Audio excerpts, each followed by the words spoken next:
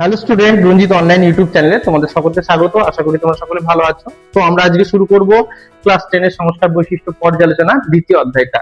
তো দ্বিতীয় অধ্যায়ের মধ্যে আমরা শিক্ষা সংস্কারটা একটু জানবো। তো শিক্ষা সংস্কারটা আমরা লিখে নিলাম, শিক্ষা ক্ষেত্রে কি কি সংস্কার কিভাবে এসেছিল আর কিভাবে ইংরেজি শিক্ষার প্রসারটা ঘটেছিল। তো শিক্ষা সংস্কারের ক্ষেত্রে দেখবো ইংরেজি শিক্ষার প্রসার তিন ভাবে ঘটেছিল। একটা হচ্ছে সরকারি উদ্যোগ, আর একটা হচ্ছে মিশনারিদের প্রচেষ্টা, আর একটা হচ্ছে মিশনারি, আর একটা হচ্ছে ব্যক্তিগত উদ্যোগ। মিশনারি আর একটা ব্যক্তিগত উদ্যোগ। তো আজকে আমাদের আলোচনা হচ্ছে ব্যক্তিগত উদ্যোগকে কেন্দ্র করে। তো ব্যক্তিগত উদ্যোগের ক্ষেত্রে সবচেয়ে বড় ভূমিকা ছিল হচ্ছে রাজা রামমোহন রায়। তিনি ছিলেন নবজাগরণের অগ্রদূত, পাশাপাশি শিক্ষা সংস্কারের ক্ষেত্রেও অগ্রদূত ছিলেন রাজা রামমোহন রায়। তিনি কি কি প্রতিষ্ঠা করেছিলেন? তিনি 1815 সালে অ্যাংলো হিন্দু স্কুল প্রতিষ্ঠা করেছিলেন। 1815-তে তিনি প্রতিষ্ঠা করেছিলেন অ্যাংলো হিন্দু স্কুল। তার মাধ্যমে তিনি এদেশে পাশ্চাত্য শিক্ষার প্রসার ঘটানোর চেষ্টা করেছিলেন। Anglo Hindu school. এরপর 1826 সালে তিনি প্রতিষ্ঠা করেছিলেন বেদান্ত কলেজ।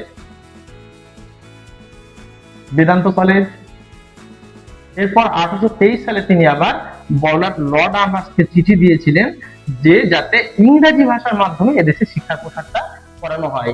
এছাড়াও তিনি 1817 সালে ডেভিড হেয়ারের সঙ্গে তিনি হিন্দু কলেজ প্রতিষ্ঠায় গুরুত্বপূর্ণ ভূমিকা নিয়েছিলেন রাজা রামমোহন রায়। তো তারপরে আমরা দেখবো ঈশ্বরচন্দ্র বিদ্যাসাগরের ভূমিকা।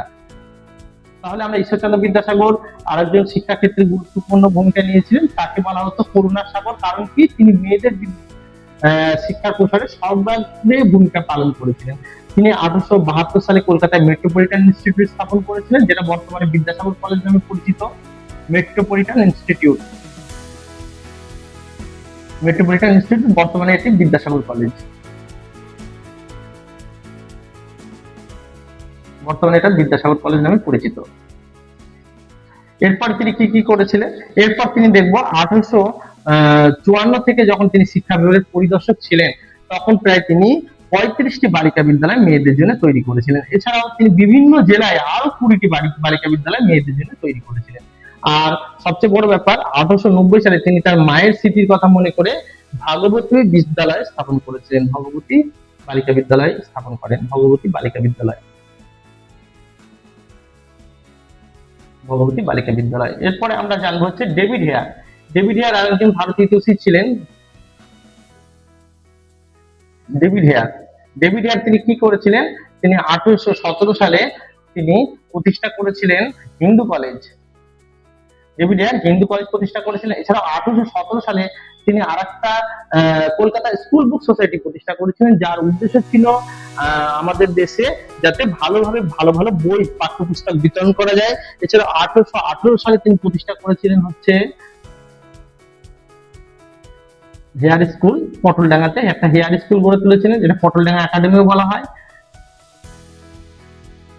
এরপরে তিনি 1818 সালে ক্যালকাটা বুক সোসাইটি প্রতিষ্ঠা করেছিলেন। ঠিক আছে, Calcutta school book society, Calcutta একটু লিখে দিই, ক্যালকাটা স্কুল সোসাইটি তিনি প্রতিষ্ঠা করেছিলেন।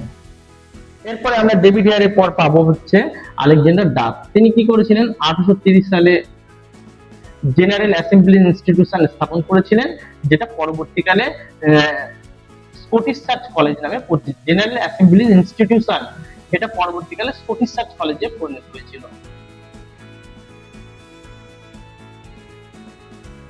স্কটিশ চার্চ কলেজ হয়েছিল। এছাড়াও আমরা পাবো হচ্ছে বেতুন সাহেব। তিনি কি করেছিলেন? 1849 খ্রিস্টাব্দে তিনি একটি বালিকা বিদ্যালয় প্রতিষ্ঠা করেছিলেন, নেটিভ ফিমেল স্কুল, যেটা হচ্ছে 1849 সালে, যেটা পরবর্তীকালে বেতুন স্কুল ও বেতুন কলেজ রূপে পরিচিত লাভ করেছিল। বেতুন স্কুল ও বেতুন কলেজ নামে পরিচিত লাভ করেছিল। এরপরে আমরা দেখবো হচ্ছে এর ফলে যে আমরা আরো দুটো জিনিস গুরুত্বপূর্ণ হয়েছিল। একটা হচ্ছে কলকাতা মেডিকেল কলেজ আর কলকাতা বিশ্ববিদ্যালয়। তো আমরা মেডিকেল কলেজটা নিয়ে একটু জানি। কলকাতা মেডিকেল কলেজ কত সালে প্রতিষ্ঠা হয়েছিল? কলকাতা মেডিকেল কলেজ প্রতিষ্ঠা হচ্ছে 1835 সালে। প্রতিষ্ঠা পেয়েছিল হচ্ছে 1835 সাল। আর এই কলকাতা মেডিকেল কলেজের জন্য জমিদাতা ছিলেন হচ্ছে মতিলাল শীল।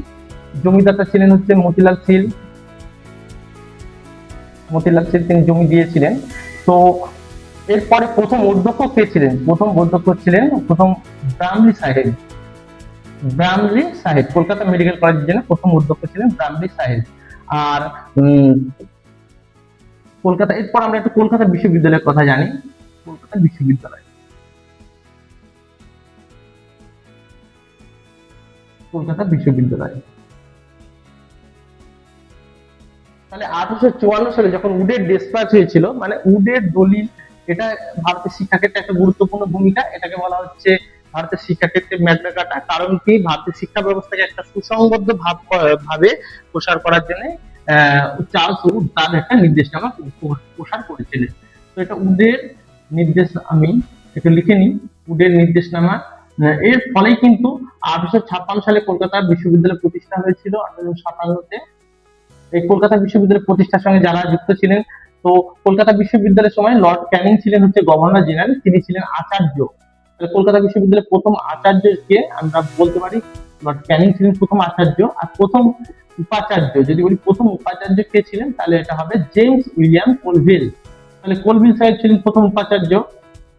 এরপরে হচ্ছে যদি বলি প্রথম ভারতীয় উপাচার্য, প্রথম ভারতীয় উপাচার্য তাহলে হবে স্যার গুরুদাস বন্দ্যোপাধ্যায় ভারতীয় উপাচার্য ছিলেন। প্রথম ভারতীয় উপাচার্য ছিলেন হচ্ছে sir Gurudas Bandyopadhyay. Sir Gurudas Bandyopadhyay, sir Gurudas Bandyopadhyay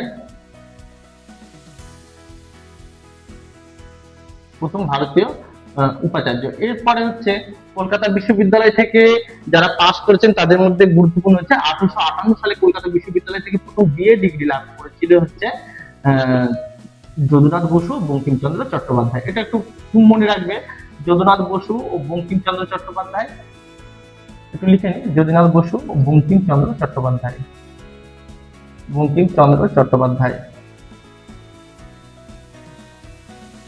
Bankimchandra Chattopadhyay. এরপর হচ্ছে মেয়েদের ক্ষেত্রে 1858 সালে, মেয়েদের ক্ষেত্রে 1882 সালে প্রথম বিএ ডিগ্রি লাভ করেছিল হচ্ছে চন্দ্রমুখী বসু ও কাদম্বিনী গাঙ্গুলি। চন্দ্রমুখী বসু আর হচ্ছে কাদম্বিনী গাঙ্গুলি।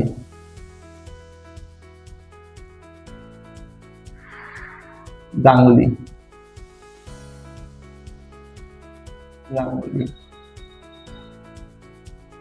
এরপরে আমরা দেখবো হচ্ছে কলকাতা বিশ্ববিদ্যালয় থেকে যারা নোবেল পুরস্কার পেয়েছিলেন, এরকম বেশ কিছু 4 জন মানুষ গুরুত্বপূর্ণ ভূমিকা নিয়েছিলেন। যেমন হচ্ছে রবীন্দ্রনাথ ঠাকুর আছে, তারা সিবি রমন আছেন, তারপরে রোনাল্ড রস আছেন, তারপরে অমর্ত্য সেন, এরা কলকাতা বিশ্ববিদ্যালয়ের সঙ্গে জড়িত ছিলেন। এরপর আমরা দেখবো কলকাতা বিশ্ববিদ্যালয় ক্ষেত্রে আর একটা গুরুত্বপূর্ণ জিনিস, সেটা হচ্ছে কলকাতা বিশ্ববিদ্যালয়ের সঙ্গে শিক্ষা ব্যবস্থাকে যাতে উন্নতি করা যায়, সেই জন্য লর্ড ক্যানিং তিনি কি করেছিলেন,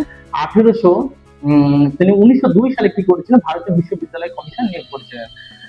ভারতীয় বিশ্ববিদ্যালয় কমিশনে তাহলে 2 জন পরবর্তীতে ভারতীয় সদস্য নিয়োগ করা হয়। ভারতীয় বিশ্ববিদ্যালয় কমিশন,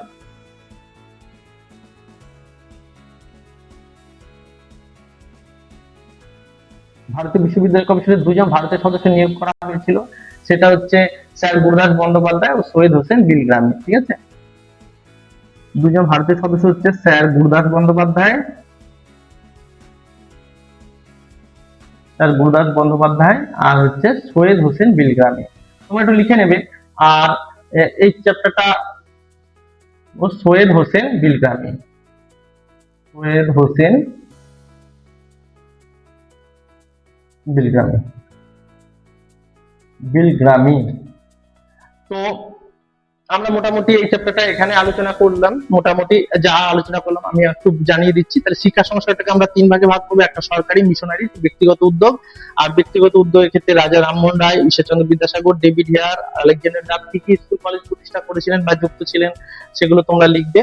এরপর রাজা রাধানাথ সিকদারও গুরুত্বপূর্ণ ভূমিকা নিয়েছিলেন। তারপর কলকাতা মেডিকেল কলেজ আর কলকাতা বিশ্ববিদ্যালয় কত সালে প্রতিষ্ঠা হয়েছিল, কারা কারা জমি দিয়েছিলেন, প্রথম অধ্যক্ষ কে ছিল। এছাড়া কলকাতা মেডিকেল কলেজে প্রথম পাস করেছিলেন একজন মহিলা, প্রথম মহিলা ডাক্তারি পাস করেছিলেন তিনি, লিখে নি, প্রথম মহিলা ডাক্তার হয়েছিলেন, প্রথম মহিলা পাস করেছিলেন তিনি হচ্ছেন চন্দ্রমুখী বসু।